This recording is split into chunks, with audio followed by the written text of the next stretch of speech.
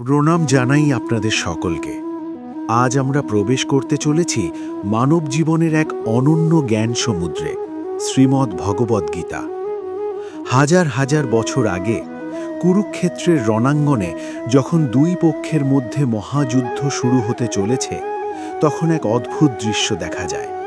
একদিকে অস্ত্রধারী বীর যোদ্ধারা, অন্যদিকে দ্বিধাগ্রস্ত এক মহান নায়ক। এই কাহিনী এসেছে মহাভারত থেকে।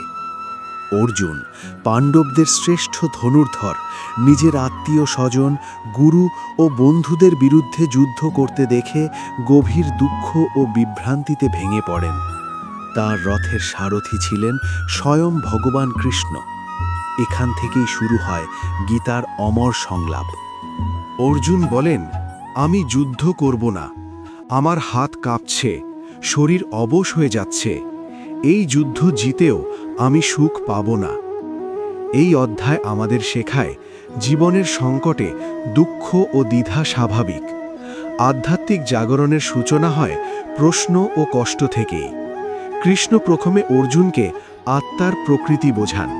আত্মা জন্ম নেয় না, মরে না, দেহ পরিবর্তিত হয়, আত্মা চিরন্তন। তিনি কর্মযোগের মূল বাণী দেন। তোমার অধিকার শুধু কর্মে, ফলের ওপর নয়। স্থিতপ্রজ্ঞ ব্যক্তির লক্ষণ, যিনি সুখে দুঃখে সমান, তিনিই জ্ঞানী। কর্ম না করে থাকা যায় না। নিঃস্বার্থভাবে নিজের কর্তব্য পালন করাই মুক্তির পথ। স্বার্থপর কর্ম বন্ধন আনে। ঈশ্বরার্পিত কর্ম মুক্তি দেয়। যখন ধর্মের অবনতি হয়, তখন ঈশ্বর অবতার রূপে আবির্ভূত হন। জ্ঞান আগুনের মতো, অজ্ঞানকে পুড়িয়ে দেয়। সংসারে থেকেও মুক্ত থাকা যায়। মনের মধ্যে আসক্তি না থাকলেই প্রকৃত সন্ন্যাস। ধ্যান মানে মনকে নিয়ন্ত্রণ করা। মধ্যপন্থা, খাদ্য, নিদ্রা, আচরণে সংযম। মন চঞ্চল, কিন্তু অভ্যাস ও বৈরাগ্য দিয়ে তাকে স্থির করা যায়। কৃষ্ণ বলেন, আমি সব কিছুর উৎস। যে ভক্ত ভালোবাসা দিয়ে স্মরণ করে, আমি তার কাছে উপস্থিত। অর্জুন কৃষ্ণের বিশ্বরূপ দেখেন। সমস্ত সৃষ্টি তার মধ্যে, সময় তার রূপ। অর্জুন বিস্ময়ে নতজানু হন। দেহ হল ক্ষেত্র, আত্মা হল ক্ষেত্রজ্ঞ। সত্য, রজ, তম, এই তিন গুণ মানব চরিত্রকে প্রভাবিত করে। যে গুণের ঊর্ধ্বে উঠতে পারে, সে মুক্ত। দেবস্বভাব, নির্ভয়তা, সত্য, করুণা। অসুর স্বভাব, অহংকার, ক্রোধ, লোভ। মানুষ নিজের গুণ অনুযায়ী পথ বেছে নেয়। সবশেষে কৃষ্ণ বলেন, সব ধর্ম ত্যাগ করে আমার শরণাগত হও, আমি তোমাকে মুক্ত করব। অর্জুন বলেন, আমার মোহ দূর হয়েছে, আমি আপনার নির্দেশ পালন করব।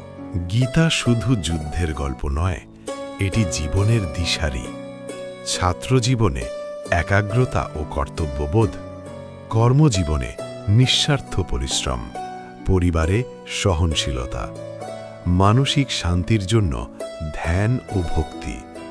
যদি আমরা ফলের চিন্তা ছেড়ে দিয়ে সৎ পথে অটল থাকি, তবে জীবনের ভয় ও দুঃখ আমাদের জয় করতে পারবে না। গীতার শিক্ষা আমাদের মনে করিয়ে দেয়, আমরা দেহ নই, আমরা চিরন্তন আত্মা।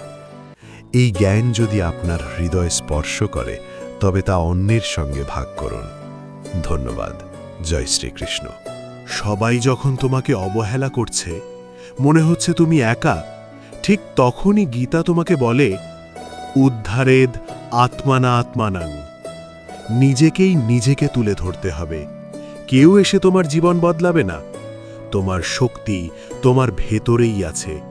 হার মানলে তুমি শেষ, কিন্তু লড়াই করলে তুমি ইতিহাস। আজ কষ্ট হচ্ছে, মনে রেখো, ঈশ্বর তোমাকে ভাঙছেন না, তোমাকে আরো শক্ত বানাচ্ছেন। জয় শ্রীকৃষ্ণ। রাধে রাধে।